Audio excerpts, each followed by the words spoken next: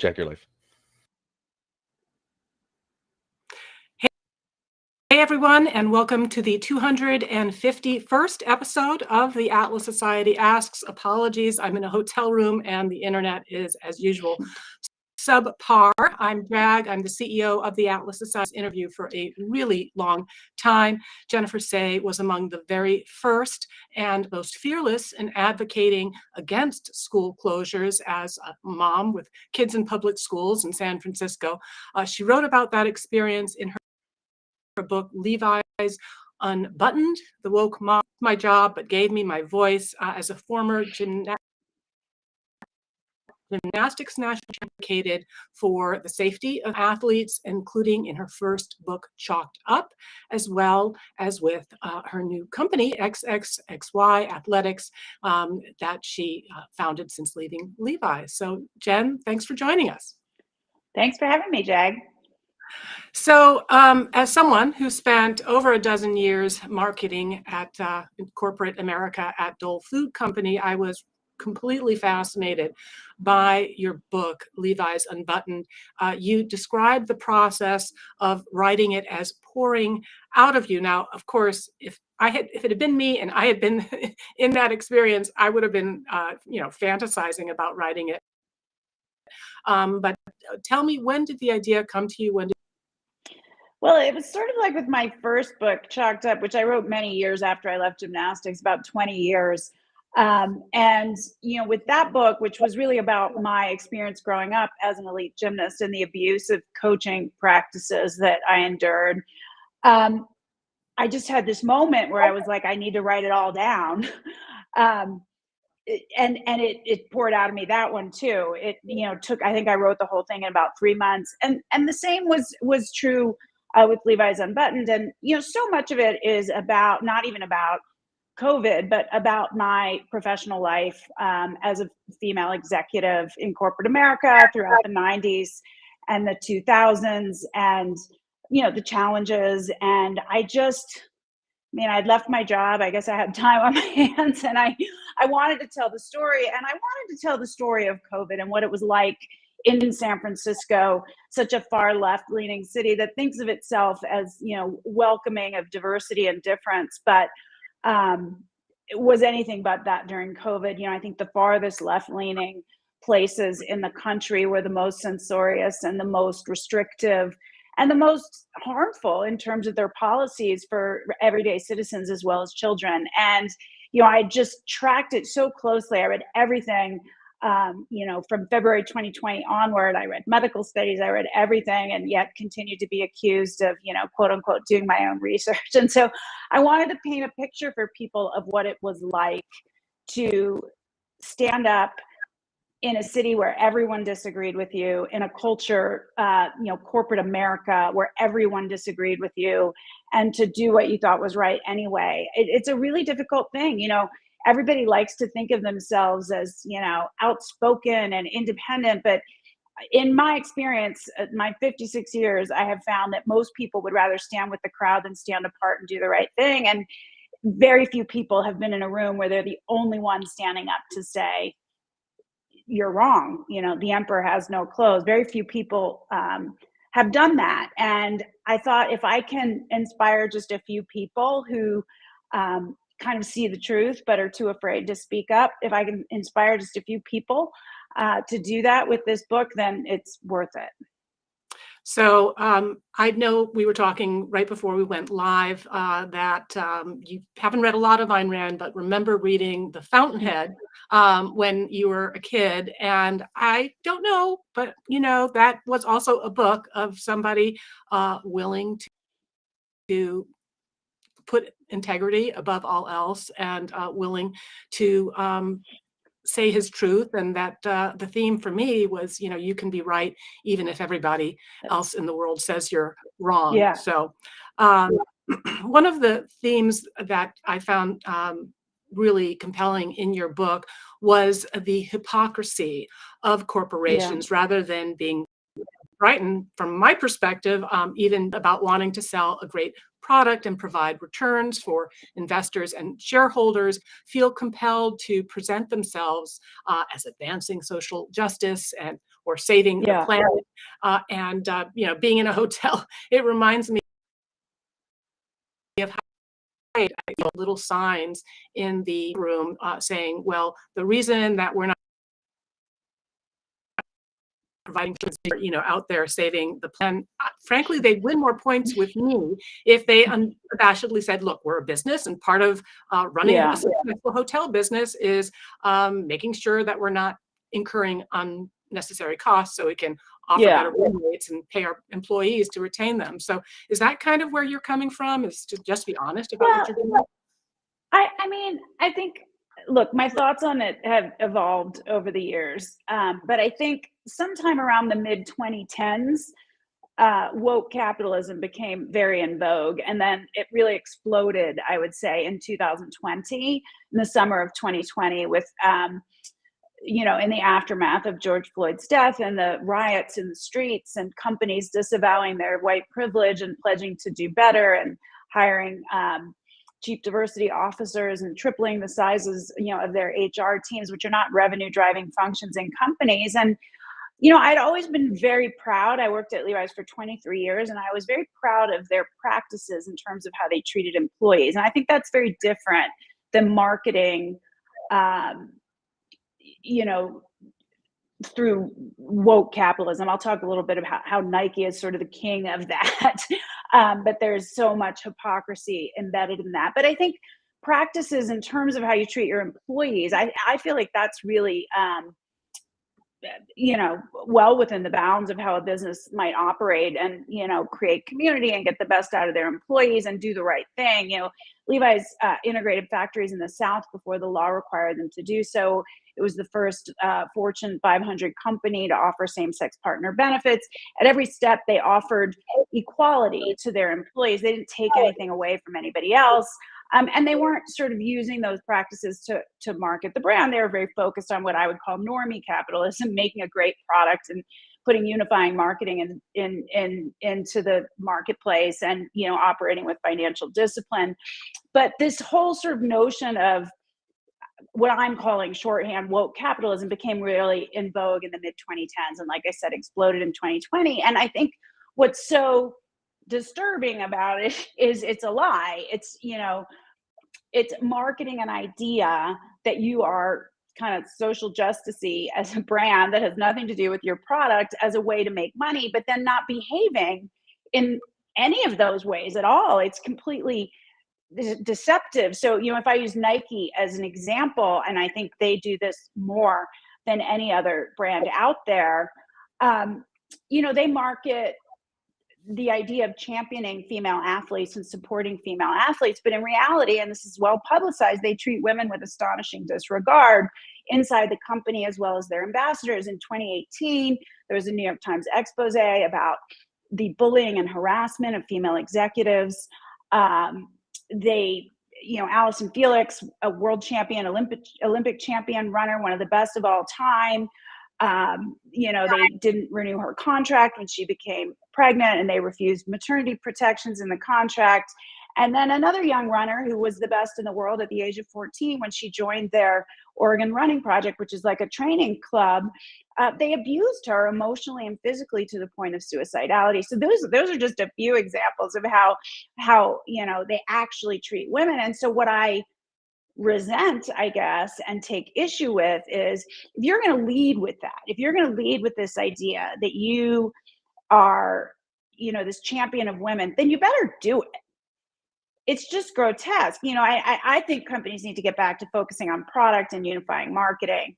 I think they're alienating tons of consumers, as we saw with Bud Light, which was a real kind of violation, I think, of the trust of who their consumer base is. But the real issue I have with it is it's a lie, and it sort of conceals the more unethical business practices that are actually at play. And I can't believe anybody falls for it, really, is the thing. Well, maybe they don't. I think, yes, you wrote in your book that people aren't necessarily buying Nike because they believe in all of its woke capitalism nonsense. It's a good shoe and it's got cachet, and that's maybe what consumers really care about at the end of the day. So another theme, first was the hypocrisy, but another great theme of your book was that of quitting and being very honest about how you quit gymnastics, you later quit a marriage that wasn't working for you, and finally quit at Levi's. And it reminds me of my favorite book, which is Atlas Shrugged. And I would say arguably the theme of that book is also that of quitting. There's the Yeah. famous scene where you have these two characters and one asks the other if you saw there with down his chest, his knees buckling, what would you tell him to decide? What could he do? What would you tell him to do? And this character, Francisco, says, I would tell him to shrug. And in your book, you describe, particularly earlier on in your life, feeling that you didn't have a lot of self-esteem. But I kind of take a different view that it takes a certain amount of self-esteem to say, no, I don't live for the sake of the situation that isn't working for me. I deserve to live for myself. I deserve to pursue my own happiness. Do you see that? Yeah, you read the book very carefully. Quitting is definitely a theme, and I've sort of come to view it differently.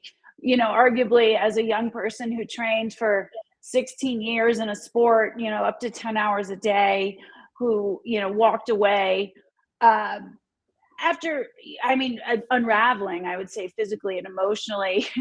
That was self-protection. That was a decision that I was going to do something else in my life and that I was capable of more. At the time, it felt like failure, though. I only sort of came to understand that, that later, that it sounds so corny. I'll just say it though, you close one door and you open another. And I didn't understand. I was so young. I was 19 years old, that I had my whole life ahead of me. I felt like I was going to the retirement home when I went to college. It was a very difficult transition for me. And, for a long time, I thought my unwillingness to stop something that was hurting me was a weakness. I stayed in the sport long after, arguably I should have. I trained on a broken ankle for 2 years. I was really coming apart at the seams emotionally. To the point of contemplating taking my own life, because this sport was just destroying me. And, I felt similarly when I left my first marriage. I was married 10 years. We were together for 16. It became very destructive for both me and my partner. It was not good for either of us. And, I've come to see it differently now. That was me, as you articulate, kind of preserving my own mental health, my own dignity, and believing, and very optimistically believing that there was something better for me. But I find those transitions are very difficult. I also resigned from Levi's after 23 years. It was a company I loved, and I wear the product still. I'd loved it since I was a child. It was very hard to let go and walk away and give up the future that you saw for yourself. And so I try to kind of balance these things in my mind, because I think my greatest strength is, it's sort of an overused word at this point, but my grit. I can find another gear when things get hard. I can keep pushing, I can keep trying, and I can usually achieve some measure of success. But I think there's a point at which that does become harmful to oneself. And those are the 3 times when I sort of identified that it was too much self-sacrifice to keep going, and that if I wanted something better for myself, I was going to have to walk away and kind of endure that transition of, sadness, disappointment, in order to find a new path. It's a hard one. I wish I could walk away a little sooner, like before I was bloody and bleeding on the ground. But I tend to keep trying until I just can't do it anymore. Well, I sometimes think that often our greatest strengths can also be the source of our weaknesses. When you talk about, grit, I think of Dagny Taggart trying so hard to save the company and try to save, then finally, and too late, but finally realizing that she had to quit, to shrug, and not to be Yeah. a sacrificial victim. So, in your book, you had a quote from Liel Leibovitz, who was also a previous guest on this podcast, from a article that he wrote in the Tablet The turn. called "The Turn." Yes, and I'm curious about what that process was for you, because you describe yourself again as a early champion of some of these more social justice Yeah. oriented of things. Was this the Did the turn for you happen basically during the lockdowns and closures, or were there earlier inklings of There were it? earlier inklings, but I was not at all prepared to, walk away from any of it. It was definitely, it was March 2020 and COVID. I had been a Democrat my whole life. The reason I had been a Democrat, I think primarily was I saw the left as the party of free speech. And I think at one time that was actually true. I don't think it's true anymore. I saw them as the anti-war party. I saw them as the party that was for women's rights. People can laugh. I think a lot of this was actually true at one time. And for the vulnerable, which I include children in that group. Children are probably the most vulnerable. And COVID was such a trespass of all of their stated values that I could no longer be a part of that party. And then, of course, once you see it there, you sort of see it everywhere. And, I don't know. I don't spend a lot of time thinking about whether it was always true. It doesn't matter. It was true for me as of March 2020, and I have not looked back. And I can't forgive the people of San Francisco for the way they treated children, working women, small business owners. People's lives were destroyed. And it wasn't just that the restrictions and the lockdowns and all of that were so completely illiberal and damaging and harmful and did absolutely no good. It's that community came after anyone who dared to challenge or ask a question. I was chased down the street by insane people. They recognized me as I built some notoriety on Twitter and other social media platforms, and I was interviewed on local news and stuff like that. They chased me down the street. They didn't tell me if they'd care if my children died. People posted my address online. For what purpose, I'll let you decide. It was insane. My family had the police called on us because we are a large family. I have 4 children. 2 of them are mixed race from my first marriage, and the 2 younger ones are not. And so we didn't look like one household, and you were only allowed to gather as one household outside. So people would call the police on us, and we would have to prove that we all lived together. So, this is the left. It's like the Stasi in East Germany. It's just so astonishing to me that we lived through that, and everybody wants to forget about it. And I'm not ever going to forget about it. My life was forever altered. I left the city that I loved and lived in for over 30 years. A job that I loved, and a company I worked in for 23 years. I have almost zero friends from before COVID times, because they viewed my behavior and my views and the things that I said as so egregious that I was not worthy of their time and attention anymore. These are people say, oh, they weren't your real friends. They were. We were Yeah. friends for 30 years. We were in each other's weddings, there for children being born, there when people went through divorces and tough times. Like, these weren't real friends. I don't accept that. But somehow my disagreeing with the Democratic Party on basically everything having to do with COVID was such a violation to them that they could no longer be my friend anymore. And certainly now with this brand XXY Athletics that I've started, that really put the nail in my coffin, because I think men can't be women and girls deserve their own sports and spaces. So the Democratic Party has just become so intolerant, and you cannot disagree on one single tenet of the platform and you're ousted forever. But the crazy part is, at least as it pertains to gender ideology, 80% of Americans agree that girls and women deserve their own sports and spaces. And yet the counselors are still very loud and punishing. They're losing their power, but they still have it. And so most people remain quiet. And I'm just hoping that, the louder I get, the more people I can help bring along. Right. Well, the Democrat Party in this right now. And so, sometimes Yes. you have to hit bottom and have an Yeah. reevaluate. And hopefully, as another former Democrat, I certainly hope that they will.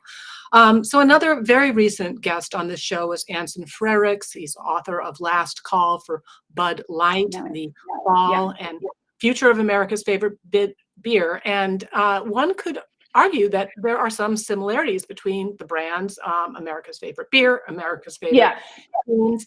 And the biggest surprise for me in reading that book was I had always assumed that the Dylan Mulvaney fiasco was some kind of one-off, right? Somebody took their eye off the ball, but he argued that it was the result of changes in the company culture after Anheuser-Busch was bought by this global conglomerate, InBev, which was very much more bought into things like DEI and ESG.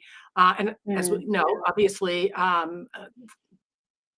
Bud Light, they paid a big price for straying so far into progressive politics. Now, today, we're seeing news reports that Nike not only featured Dylan Mulvaney in its marketing, but also funded gender research. Is Nike paying a similar price or any price, or do consumers not care? These are great questions. I know, Anson, I have not read the book yet, but I would, from the way you describe it, I would concur. It's that the culture shifts, and these aren't one-offs. The sort of the mid-level, the high level, the junior employees, they sort of sense the culture. And, quite frankly, the young people who enter this culture, who just came out of, colleges and universities where, that furthered the ideas of speech codes and safe spaces and all of this stuff. And they're setting an agenda to some extent. I wouldn't underestimate the influence that young people have in these companies, because the old people are afraid of them.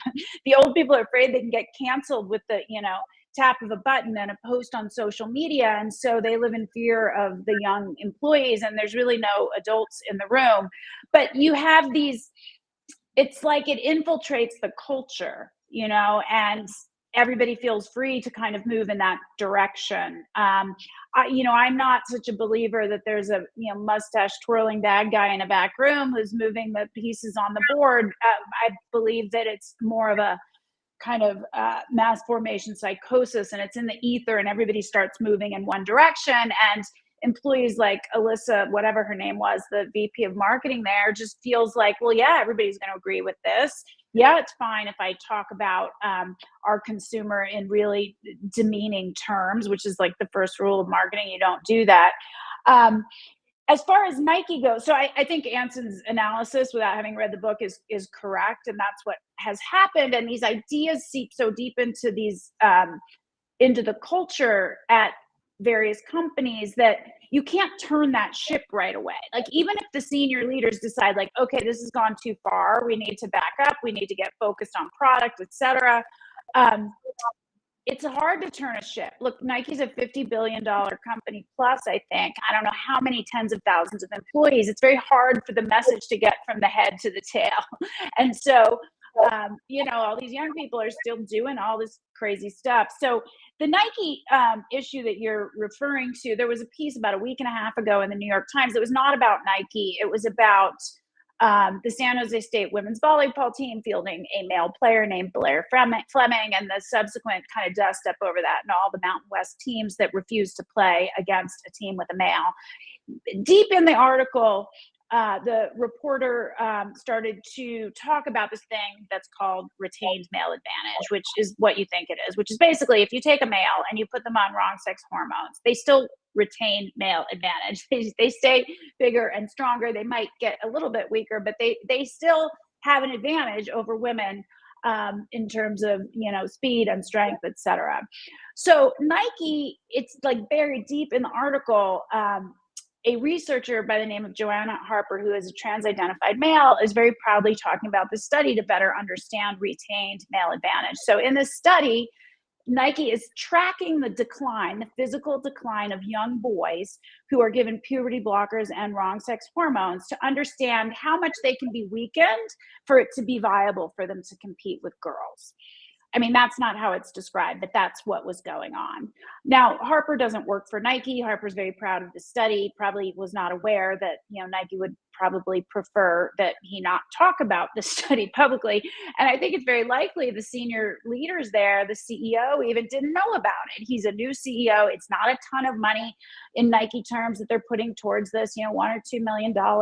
The CEO is not aware of every line item, but I'm sure when he read that and some of us started talking about it, he went, oh, goodness gracious, because their business is not good. Their stock is down over 40% on the year.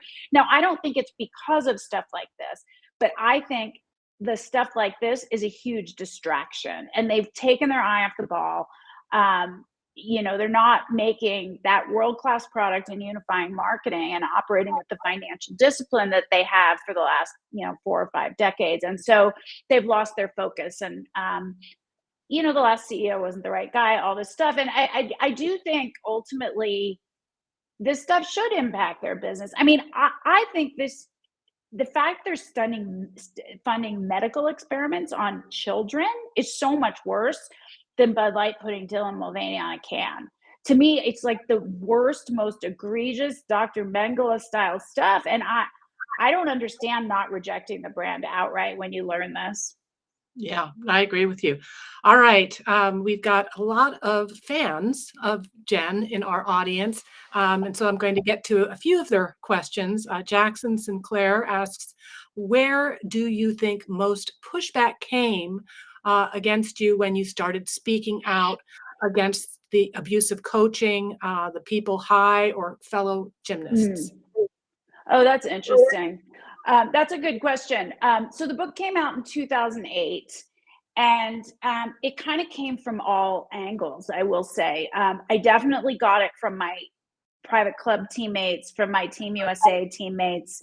And the thing that was so crazy about that is I was like, you guys know this is true. You were there too. But I think there's a degree of Stockholm syndrome in the sport, and even grown women are still sort of seeking the approval of their coaches.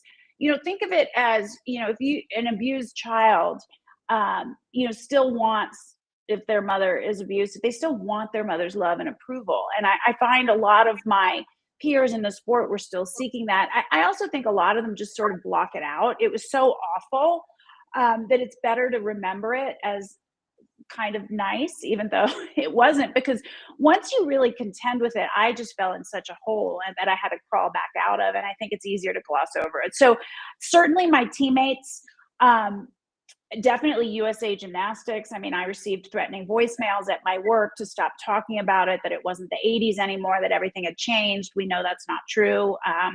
We know, because of the story of Larry Nassar, the team doctor for USA Gymnastics, who's in prison for life and sexually assaulted over 500 athletes. We know that was going on right up to 2016.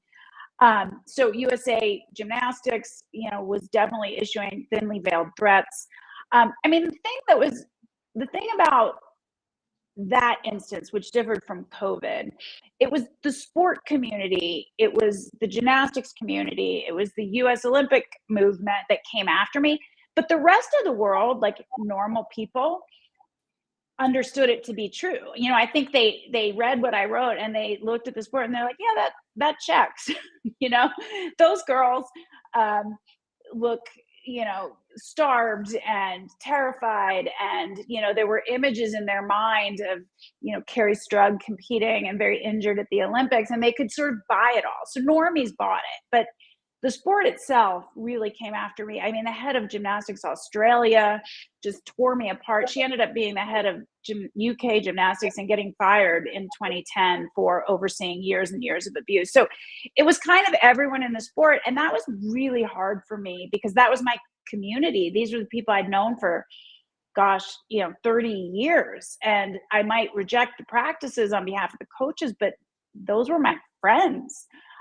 So that was really difficult. I also was unaccustomed to how cruel social media could be. It was 2008. It was all kind of new. So that was hard, and I had to make a conscious decision to keep going. And I think the harder they came after me, the gymnastics officials in particular, I remember thinking in my head, it's worse than I imagined. They're hiding something, and that was true. And we learned that with the case of Larry Nassar.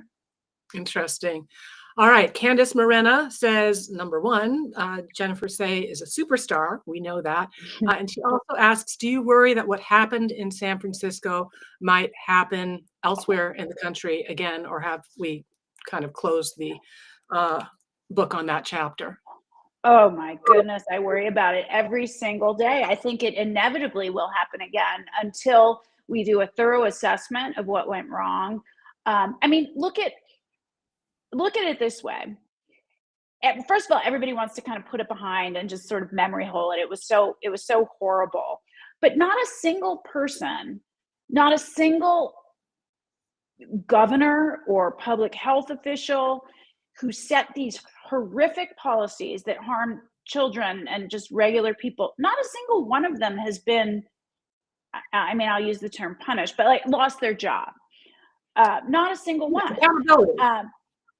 And so it could absolutely happen again. I mean, you sort of hear it all the time. Schools close for no reason. They close for eclipses and hot weather and, clear the air days. And, it's a tool in the toolbox at this point. You hear it with bird flu and, you watch the panic on CNN and the New York Times over all these things that I just roll my eyes at this point. But I think people would fall for it all over again. I really do. And that's what terrifies me. And that's why I won't stop talking about it. And, there's a lot of talk from the people that are like, oh, we just have to put it behind us. We have to just focus on the future, focus on how we can help kids. But I think unless people, the ones who set these policies that were so damaging and harmful, unless they are removed from their jobs, I think it's a tacit endorsement that we would do it again. The only people who've been canceled are the people who were right, people like me. I'm still banished. I'm still not allowed back into corporate America. I have to make my own way and build my own brand and my own business, which is not what I had planned at 55 years old. I definitely had different plans for myself. And so, there's certainly no amnesty for me. There's no forgiveness there. And I was right about every single thing.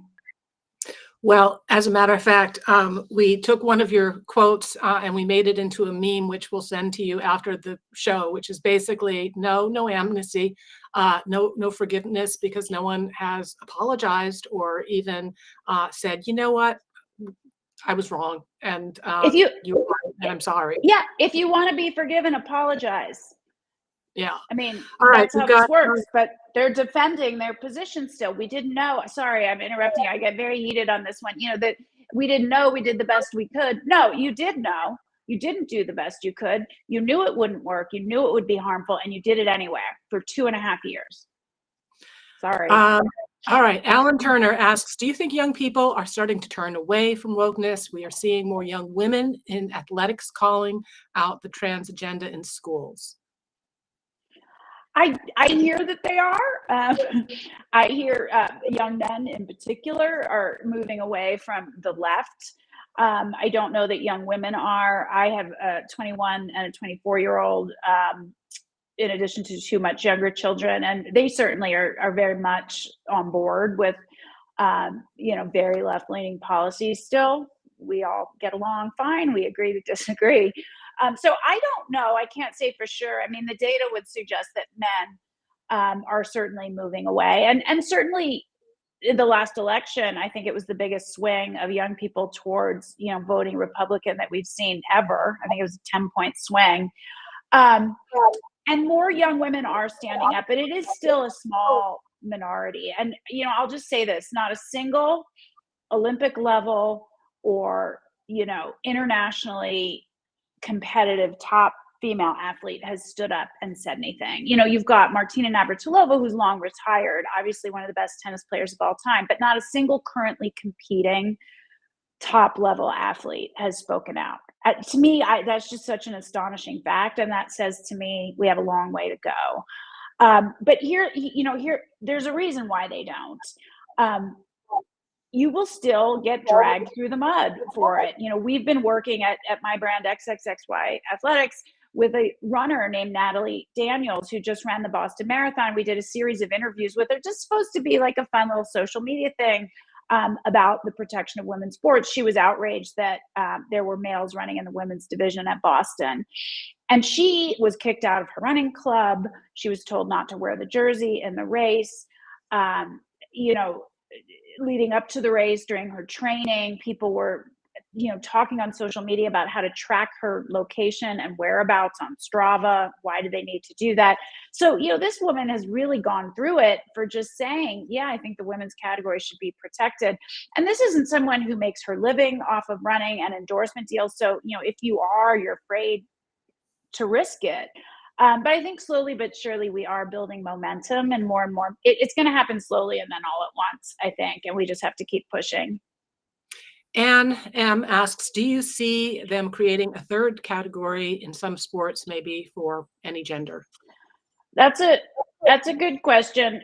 I'm not supportive of that idea because there's two categories. There's two sexes compete to the category to which you were born. In races where there's prize money, that just splits the prize money three ways, and that means men will get 2/3 of it. Because let's be clear, if there is an open category for non-binary, trans-identified, men will win that every time. So I'm not a huge fan of the third category. It already exists in some races. So for instance, Boston Marathon, which is governed by a private board, they have three categories. They have men's, they have non-binary, and they have women's. And what do you know, for the last 3 years that it's been a category, men have won the non-binary category. So now you have two ways for men to win and only one way for women to win. The other thing I would say is some sports have tried it at the higher levels, and the trans-identified males don't want to compete in that category. Part of it is it's this identity validation insistence. They don't want their own category. They want to be in women's. They want us to say you are a woman, and I won't say it. So I don't think in the end that's going to be the answer. I think in the end, the answer is going to be a return to biological reality and common sense. So California has the dubious honor of being the state that had kids locked out of schools for the longest. I think Los Angeles had the longest closures, probably, with San Francisco. A lot of 2020 in San Francisco with my parents. You were very early advocating that this was going to cause a lot of harm, that you could see it very clearly, that this was going to lead to learning loss, to health losses, to increased abuse, to hunger for kids reliant on school lunch program. I guess the question is, why were these harms apparent to people like you, like me, to a handful of others, and yet they seemed so opaque to others? Is it because of what's your thought? I think, look, the news cycle, everybody was locked at home. You're on your phone, you're on social media, you're trying to figure out what's going on. You're watching the news. There's a death ticker scrolling. I mean, the fear campaign worked. It was very effective. In the early days, there weren't even people on the right who were, everybody was on board that everybody was going to die and you needed to stay home and you were a bad person if you didn't do it. And then slowly but surely, I think the right sort of peeled off, but the libertarians dropped the ball. I don't know. It was like this complete mania that took hold. And I think from the very outset, my husband and I, we were reading details. We were reading about what was happening in Italy, for instance, where I think the median age of death was in the early 80s. And that just caused us pause to say, like, is this harmful to anyone that isn't already on death's door? And I think very early on, even realizing, we weren't afraid because we had that data. which was available to everybody, but not commonly cited on shows on CNN. I think we both just felt like it was such an egregious violation of our civil liberties that there can be no point at which it's okay to lock people in their homes and tell them they can't go to church or school or run their business. If it's that dangerous, people are going to do those things, but it's got to be their own choice. Because if you say there's a point at which, okay, it's this dangerous, we have to lock down, then that will be manufactured, which it essentially was by the government. Now I forgot the beginning of your question. I apologize. No, I was just wondering why it was so opaque to others. Yeah. So I think it was the fear campaign. It was my family. Yeah, I think it was the constant fear campaign. I mean, it was hard to find any information in the media that wasn't just we're all going to die and you're a terrible person if you don't stay home and put paper over your 2-year-old's face. That's the only way you can be a good person. And I think I said it earlier. I think just the vast majority of people go with the crowd and go with what they hear, and they don't question, and they even the people I knew that weren't afraid and didn't really buy into any of it, the pressure was so intense they didn't want to fight back. They're like, oh, we'll just go along and it'll pass and it'll be fine. And my husband and I were like, absolutely not. I mean, if they can get you to spew these lies and lock down, they can get you to do anything in the future. So I just think most people, they either bought in, and I think in the beginning most people bought in, but even those that didn't, it just seemed like too much trouble to push back. And I don't know. I don't think, in the beginning days, I was very disappointed. That's a light word for what I was in my, fellow San Franciscans and my friends and my family. And then I realized this is just people. This is how they are. This is true from the beginning of time across geographies and, eras. We kind of fall into these manias from time to time, and we all move in one direction, and evidence not required. It's just happened, and it's been proven time and time again with studies, whether it's the Stanford prison experiment, on and on and on, or the Milgram experiment. And I think if people are given the opportunity to feel righteous while they're standing with the crowd, which COVID did. You were the good people. If you wore 2 masks, if you wore one in your car and you masked your child and you stayed home, well, that's even more reason and incentive to enforce these rules. So I don't know. I don't think human nature is going to change anytime soon. And I just think there's very few people who sit back and go, wait a minute. And I think just because you do it once doesn't mean you're going to do it again. I'm not giving myself such credit that I couldn't fall for it again. But when it comes to gender ideology, I wrote something about it this morning.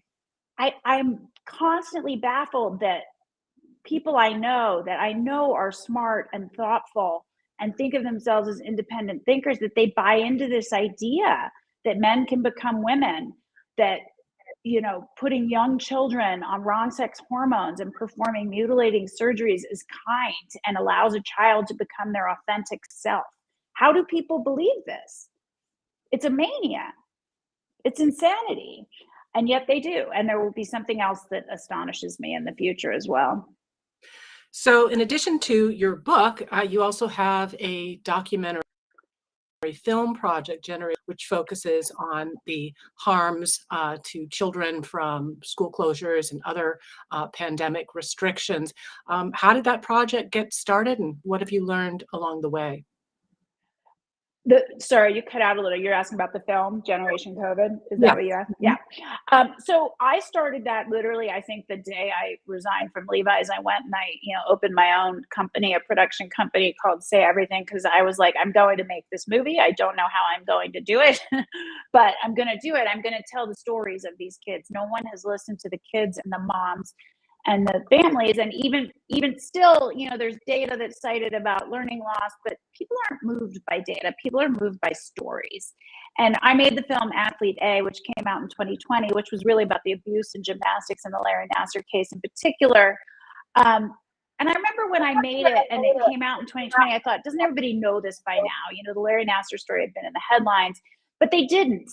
And it was told in, I think, a really deeply emotionally resonant way. And I think athletes and former athletes who they realized that the training environment that they grew up in was abusive, and they started their own campaign, telling their stories. And I believe in the medium of film and writing and books and storytelling to influence change. And so I just really wanted to make the film.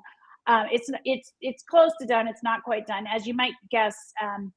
Distributors aren't super on board just yet, so we're still looking for distribution. But we followed kids and families. I found stories of kids across the country. I want a range of stories, from, we have a child with a developmental disability. We have a child, from a low income family who was counting on a scholarship in sports, but then sports shut down for 2 years, so he didn't get to go to college, at least not in the way that he had planned.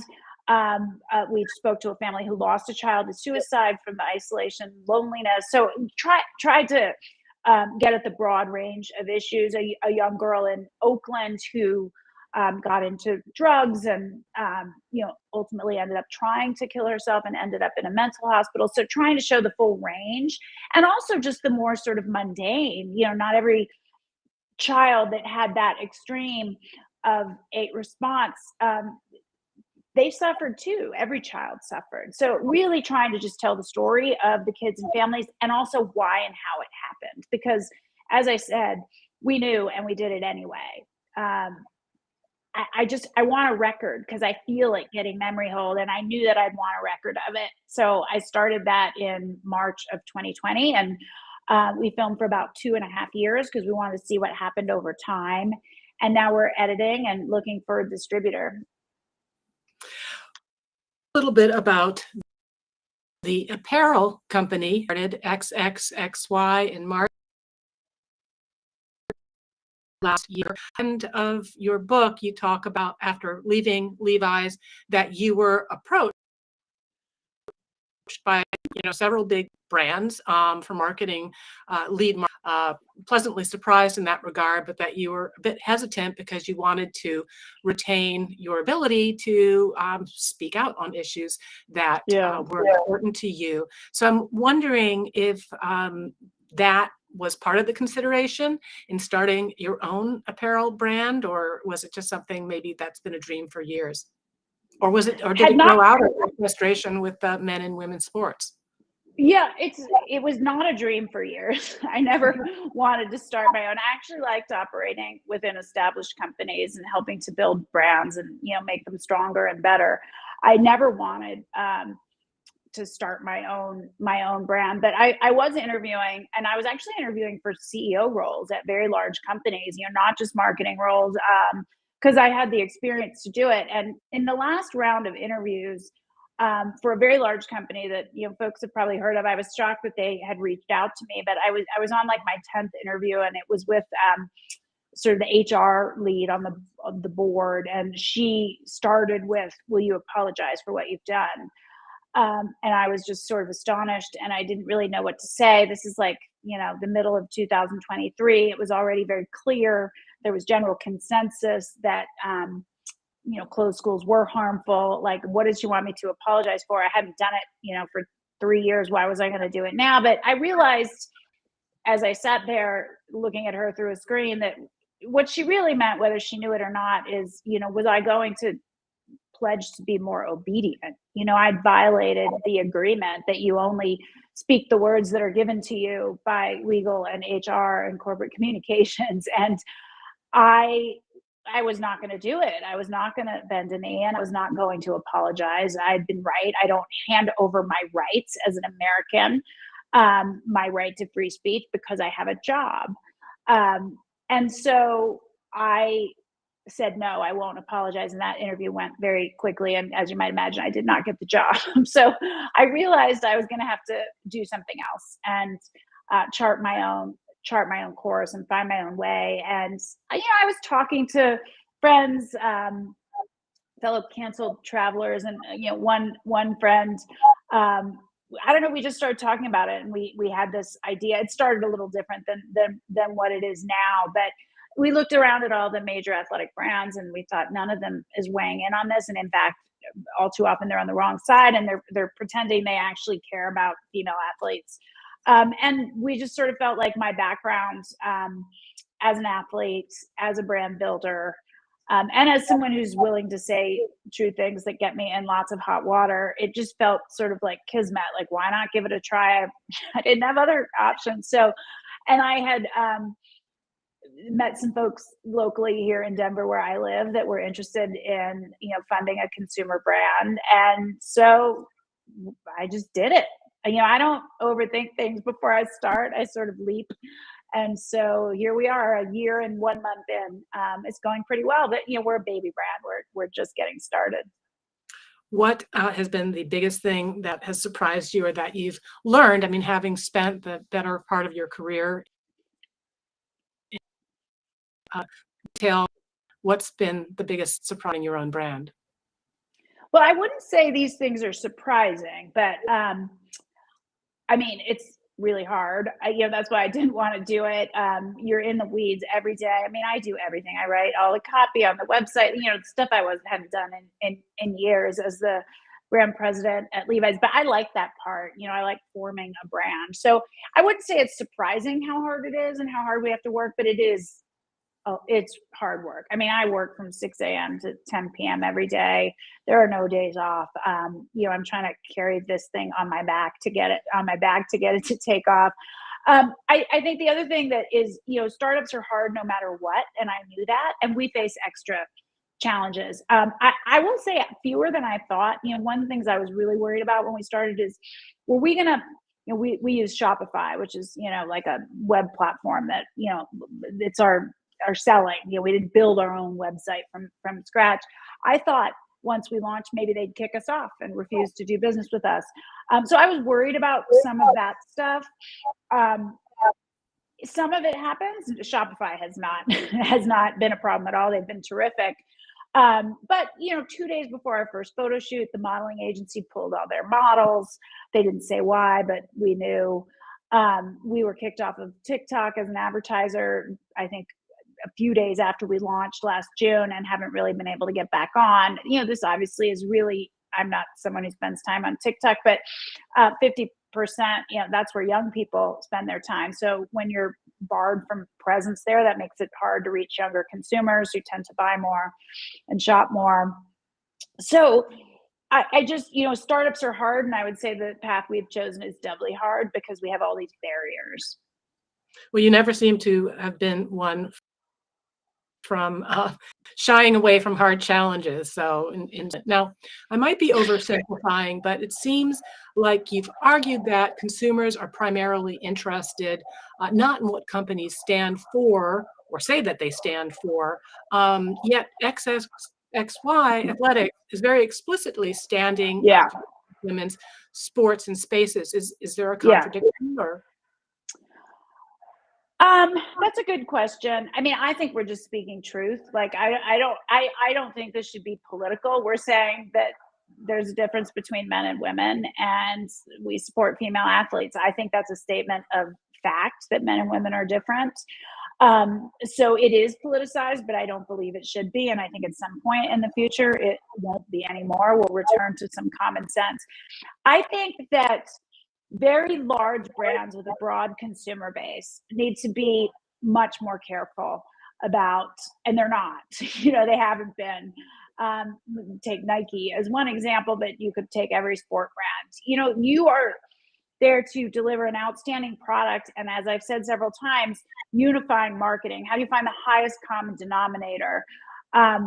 We're a startup. We're a small brand.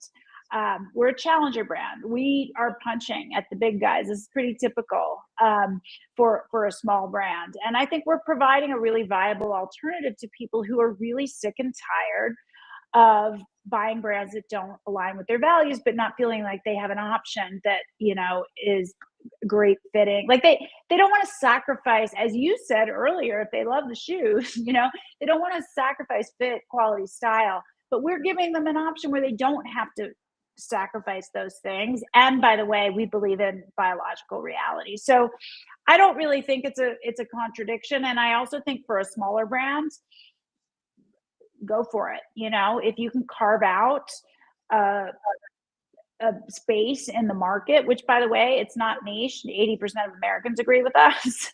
I mean, arguably, this is the most unifying issue you could kind of rally around. 80% of Americans agree in basic biology.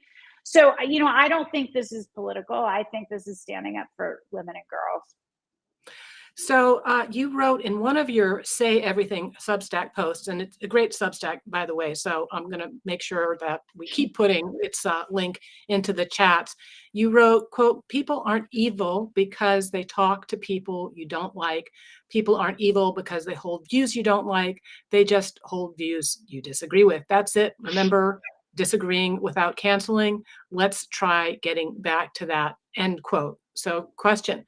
Do you think we've made progress as a culture in getting back to that? Not really, not as much as I would like to see. I mean, I don't know if we're ever going to go back. I mean, I don't, you know what? I don't think the cancelers hold the power that they used to hold, but they still hold some. The left have been the drivers of cancel culture, and I would argue women in particular have driven cancellation campaigns. Um, they fight dirty. What's that? Why do you think women have been driving it? Um, I think I think the left has driven it because they have the institutional power, or have had it, whether it's, you know, universities, in politics, not anymore right now, but universities, corporate companies, as we've seen, the education system, all of these organizations have been captured by the left. So they were the only ones that wielded the institutional power to do it. As far as why do I think women do it, I don't know if you agree with that or not. And I'm not saying men don't cancel people, but I feel like women are the drivers of it. I think men fight with their fists, and women will do you dirty and talk about you behind your back and try to take you down that way. I don't know. I think it's just how women more typically kind of fight, and I think they do it by kind of ousting you from the herd. Um, you know, it works well, the threat of cancel culture on women. I think that oftentimes all of these campaigns for all these crazy ideas, they weaponize our empathy against us. Women don't want to seem mean. We care, like my husband doesn't care at all what names he gets called. It still hurts me a little bit, and I've been going through this for nearly 20 years. It still gets to me some. I think we want everyone to get along. We want to be seen as nice and welcoming, and we don't want to stand alone in a way that I think men are a bit more accustomed to. And so being ousted from the herd, the pack, is the threat of that is tough, and I think most women will fall in line to avoid that. And I think most women know that about other women, and that's how they're able to kind of wield that threat. Does that make sense? Yeah, no, I think it does make a lot of sense. I mean, I also feel that cancel culture is driven, in fact, by insecurity. If you're secure that you actually do have truth and facts and logic on your Mm. side, then you're willing to debate them. Yeah. If you're not, you don't want anybody else saying things that others, may listen to and find compelling. Yeah, absolutely. I mean, if you think about what I was saying earlier as it pertained to gymnastics and why did all the gymnasts come after me, it's like they wanted to preserve this false memory of what it was like in the sport, and their sort of happiness depended on it. That's a real insecurity. And so anyone who was kind of pushing back on that and threatening to kind of puncture this very fragile memory that was keeping them sane had to be taken down. Um, that's how I see it. Yeah, I agree. Well, we're very grateful to you, Jen, for having the courage to raise your voice on issues when it may not be popular to do so. And I think that, you're leading by example, and an example of, resilience and integrity, and maybe others will be inspired to follow in your footsteps. So thank you very much for all that you've done. Well, that's my hope. Thank you. I really hope so, because I think if we stand together, we can't lose if we all just stand up and do the right thing. Well, thank you again. And perhaps, Yep. These days in person. Awesome. So Love it. thanks to everybody who joined today. Thanks for all of your great questions. Please go out and buy Jen's book. It's got a great Audible version. So I highly recommend. She voiced it herself, narrated it herself. And usually I'm not a fan when in her case, hey, Jen, the athletics, you might have a future as an audiobook narrator. So, please remember that the Atlas Society is a nonprofit. If you like this program or any of our other work, please consider sending us a donation at atlassociety.org/donate. And next week, we are kind of sticking with this similar theme. I'm going to be joined by Topher to talk about his book, Good People Break Bad Laws, and his experience with fighting the lockdowns in Australia. So we'll see you then.